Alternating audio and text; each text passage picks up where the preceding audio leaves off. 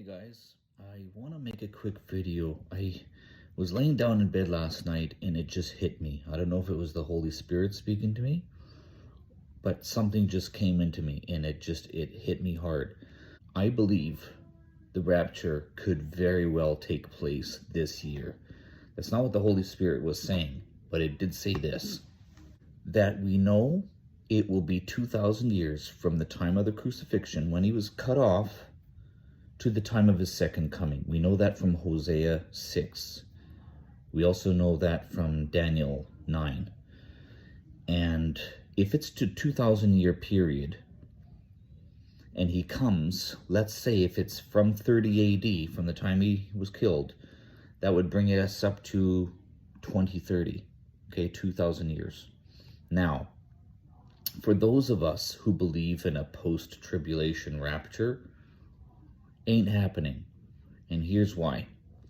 According to Jewish customs, after once the wedding took place, there's a 7-day period of feasting. 7 days. That's the marriage up until they finish feasting. Okay, 7-day period. Keep that in mind. And I believe that day to year prophecy applies to this. So that means if we reverse it 7 years from the time of his second coming, that should be the rapture. So imagine we getting raptured, and after a period of 7 years of the wedding feast, then it's time that we return to, that's what it says, after the wedding, after 7 years they return. I believe that's the time when Christ and the saints, those who've been raptured, come back to the earth after 7 years. Here's another clue. We know that the second coming is the Feast of Atonement. That's the Feast of Atonement, which of course hasn't happened yet. So the Feast of Trumpets is the rapture. Both of which, okay, the Feast of Trumpets, Feast of Atonement, and the last one are all fall feasts. Okay, that's the harvest. So, of course, the rapture, major harvest signature there. So, we're watching for fall. A full 7 years from 2030 is 2023. That's this coming September, October. I believe it's September 15, 16, something like that this year. Okay. And for those of us who believe in a pre-trib or pre-wrath rapture, it doesn't happen. Why? Because mid-trib or pre-wrath means 3.5 years before the second coming. Now, look at that. What is 3.5 years? Not 3 years, not 4 years, it's 3.5. A half a year before the fall brings you where? It brings you into the spring, okay? So if you believe in a rapture that's happening in the spring, you're off completely, because the rapture clearly is a fall event. It happens in the fall. That's a harvest. God works prophetically like that with everything. He's not going to miss anything like that. He's not going to make it happen in that way, okay? Now, many of you might be saying, oh, you cannot be telling us you would know the day or the hour. You're right, absolutely. I'm not telling you what day or hour, okay? But we don't know when. Remember, the Feast of Trumpets doesn't happen on one day, on a particular hour. It doesn't. It's over a 2 to 2.5 day period from sundown to sundown of the 2 to 48 hours later. So which one of those days? Right? We don't know the day, so we certainly don't know the hour. That is perfectly fine. So that works. Okay? So remember, it cannot be in between the tribulation. It cannot happen in the middle, the 3.5 year period. Can't happen, because the rapture is a fall feast, guys.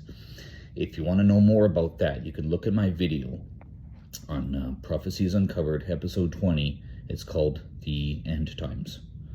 You could look it up on my channel. It's there for you to watch. So I get into the Hosea 6 prophecy, Daniel, and it will explain what the fall feasts are all about, what the timing is, and why I personally believe that Jesus was cut off on 30 AD, okay?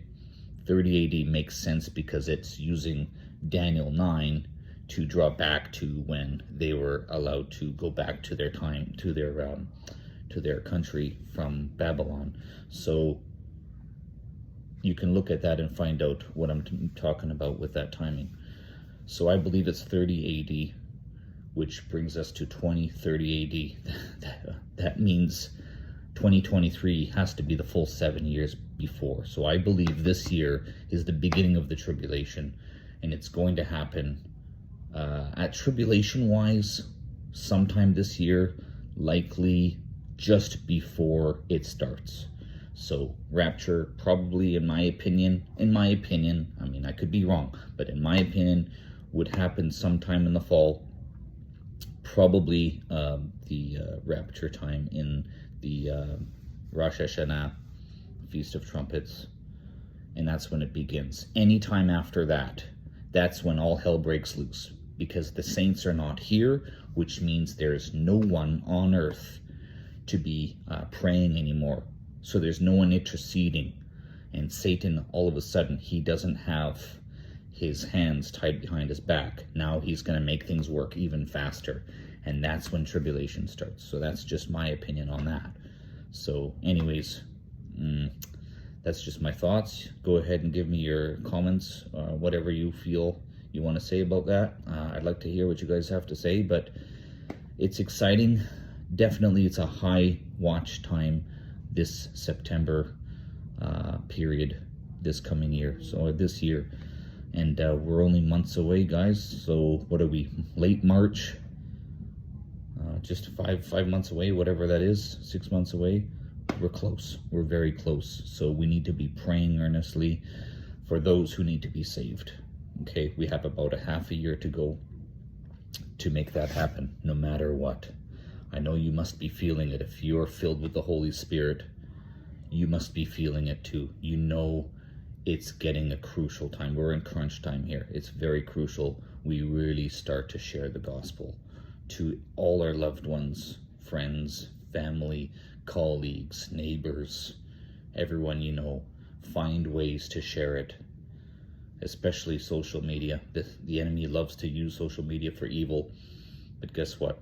We're using it for good too. God uses everybody and anyone and anything.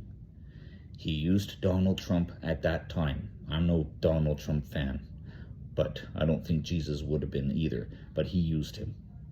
Guaranteed. If you think God doesn't use just anybody, think again.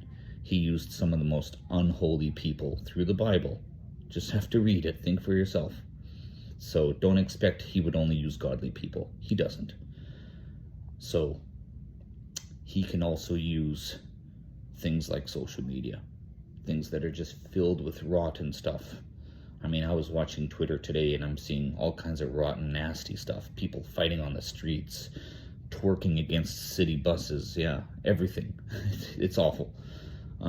So anyway, I'm gonna let this stop here, and remember, be creative, do everything you can to share the gospel. We're down at the final stretch here, okay? Take care. We love you guys. I love you. God bless you. And hopefully I'll make another video soon. Bye-bye.